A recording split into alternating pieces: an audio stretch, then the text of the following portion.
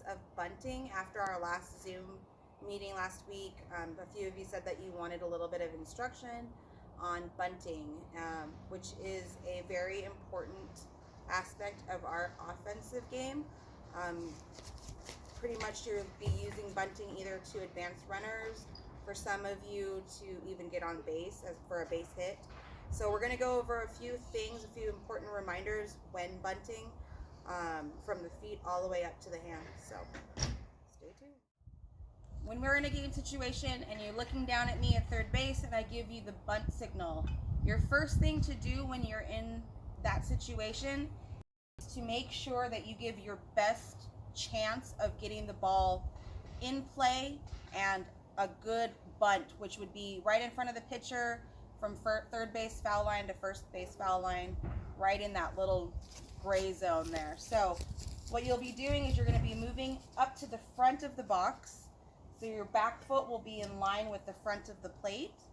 And then you're going to make sure that your bat is covering the whole plate. That way you have as much of an advantage as you can to get that ball down in fair territory. So from the feet, you move up in the plate. You're going to be moving your feet towards the pitcher. So now my feet are square to the pitcher, hips are square to the pitcher, my shoulders are square to the pitcher, which means my head is also right on that pitcher. This will give me a good view of where that ball is and where I can see the ball hit the bat. And that's the main thing, is that you want to be able to see that pitch coming to you. So you're getting the front of the box, feet rotate towards the pitcher, hips, shoulders, and head are right on that pitcher. Okay, so now that you're in the front of the box, your feet are squared to the pitcher, your hips, shoulder, head squared to the pitcher. Now your arms are going to be doing the extension. Okay, you're going to be loose, but your hands are going to be out in front of you. You're kind of doing a thumbs up. The bat's going to rest there. The thumb is going to be used as the support and the guidance here. What you want to remember is that your hands, once they're extended, they're at the top of the strike zone, which is our shoulders in this case.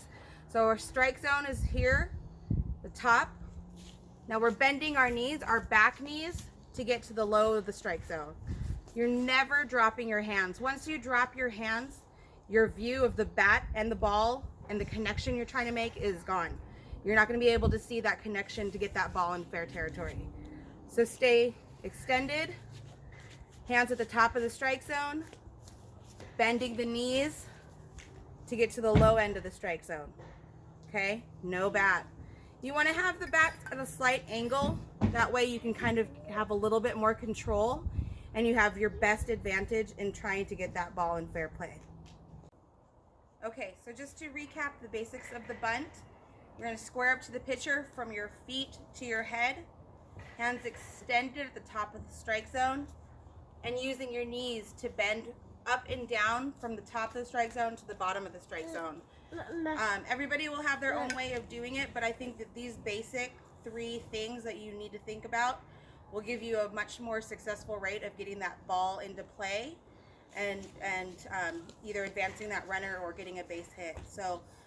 Review this with your parents, have them pitch you some balls, maybe take a video, show me what we've learned, and then when we do our Zoom meeting on Wednesday at 5, we'll kind of go over it again. If you have any questions or you want to show me anything, I would love to see it.